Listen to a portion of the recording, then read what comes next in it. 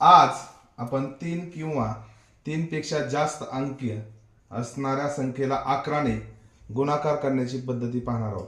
प्रथम 723 गुणिले 11. आपण काल जसं प्रकारे पाहिलं त्याच पद्धतीने पहिला अंक आणि शेवटचा अंक मांडून घ्यायचा 7 आणि 3. त्याच्यानंतर प्रत्येक दोन संख्येची बेरीज करायची 7 अधिक 2. त्याच्यानंतर पुढची संख्या 2 अधिक 3 7. यांची बेरीज 9. यांची बेरीज झाली 5. यांची बेरीज झाली 3. अशा प्रकारे हा गुणाकार करता येतो.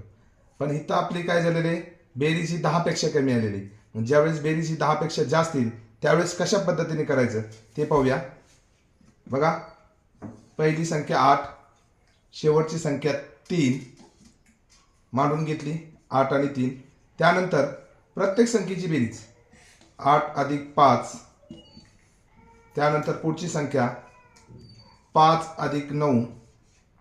त्यानंतर पुढची संख्या 9 अधिक 3. आता यांची बेरीज करून घेऊ. इथं मांडू 8 आणि 5 13, 9 आणि 5 14, 9 आणि 3 12.